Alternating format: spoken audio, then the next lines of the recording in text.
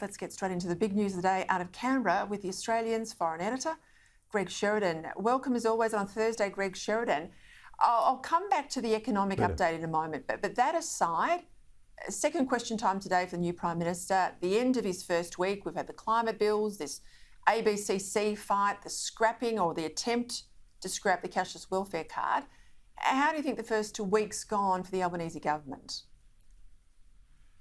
So, Peter, I think the best thing about the government is Albanese himself. And I think in question time, both sides kind of played kind of predictable football. You know, you and I, we've got to watch these question times. It's part of our professional life. They are astoundingly dreary. Everybody takes points of orders all the time. I wish they were allowed to abuse each other. I certainly hope the government doesn't get into the habit of answering every question. The Albanese government did this. It used to drive me nuts when all the ministers would constantly say, and the backbenchers, the Morrison government, in case we forgot who the Prime Minister was. But I think Albo looks pretty comfortable at the dispatch box and he shows a bit of wit and a bit of good humour. So I'd say it was, up to expectations at this stage. My former colleagues in Canberra will know my view here, but I tell you, I watch the Prime Minister's questions out of the UK most Wednesday nights. Obviously, it's in a hiatus at the moment, but it is so much better than what we give the Australian people, and I wish we'd go more down the UK path than we have. But someone making a bit of a splash, the new Senate President from WA, Labor MP, obviously, Sue Lines. She wants to scrap the morning prayer. This is the Lord's Prayer that said first cab off the rank when the Senate opens every morning. It's said in the House, obviously, as well. She's an atheist. It's happened in the chamber since Federation all the way through. What do you make of this move? I think this is a very bad move, an intolerant and nasty move by Senator Sue Lines. I read last weekend about how we were becoming an anti-Christian society. So every bit of Parliament has an acknowledgement of the Aboriginal custodians of the land. That's great. No problem with that. That's a fabulous thing. And the Aboriginal ownership of the land is something in the past. So we're acknowledging something in the past of Australia. Now, Australia is a nation which, until a minute ago, was overwhelmingly Christian and whose institutions are certainly shaped by Christianity. And is it so disgusting, so inherently offensive to Senator Sue Lines that she cannot have the recitation of the Lord's Prayer because she's not a Christian? Well, guess what? I'm not a monarchist, but if I served in the armed forces, I'd have to swear loyalty to Queen Elizabeth and her heirs. I think this is a narrow, nasty, divisive, exclusionary, sectarian move on the part of the Senate President. And look, going on those criticisms of Pauline Hanson for walking out with the Welcome Country yesterday, people saying, look, you've been there for 6 years, you've never raised this before. I don't ever recall Sue Lines having an issue with the Lord's Prayer, but now that she's in the top job in the Senate, I think she's wanting to push on with her agenda. And I think that the government would underestimate the backlash out there in the community. I think this is really going to take off. Let's go to the economic updates. That was certainly the big news today, and it was a sobering update from the Treasurer. Let's have a listen. The global picture is complex and the outlook is confronting.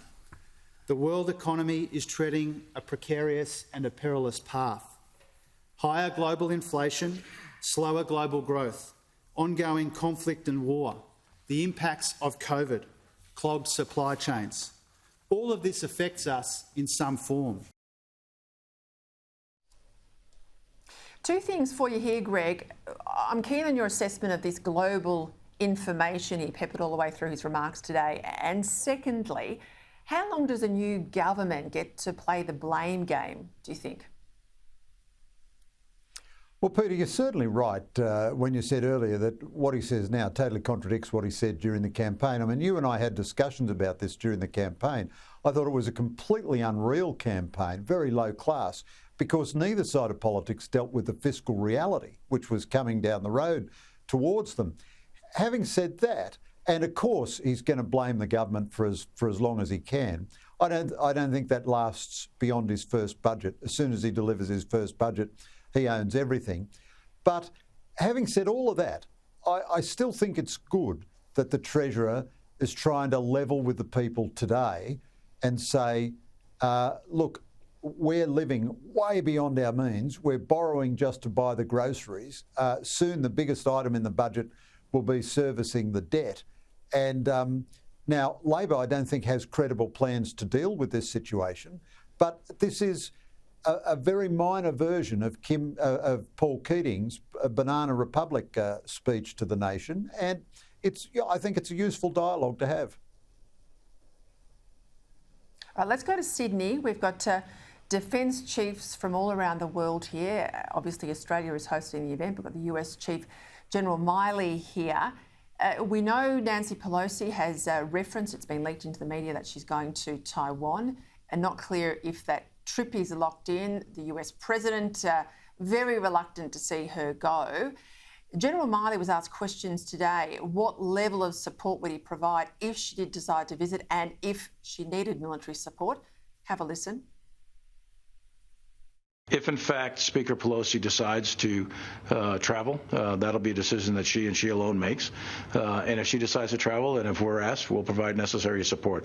I don't know that it will necessarily increase tension or not. We'll have to wait and see. There's certainly some rhetoric coming out of China that is quite disturbing about that.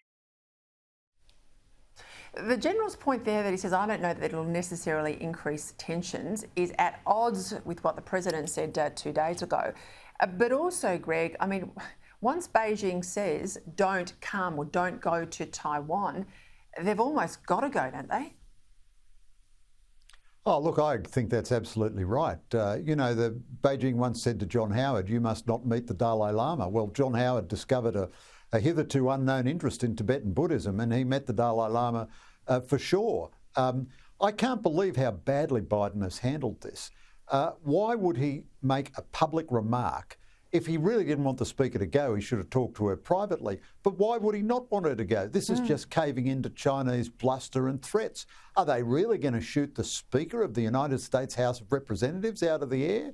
And is the United States so scared of them? I mean, a couple of months ago, Biden was saying America would come to the defence of Taiwan militarily, no matter what. And then his aides all walked that statement back. So you thought, well, there's Biden, he's a bit tougher and stronger than his aides. Good on him, he's sending a message to China. But perhaps it was just a vagrant thought strolling indolently through his head, because now he's sending exactly the opposite message. Beijing makes a threat, and I won't even let a senior American visit Taiwan. I mean, this is weakness coupled with incoherence, which is what we always feared from Biden. And I think Pelosi has to go now, and Biden should endorse the trip. Greg Sheridan, thank you as always.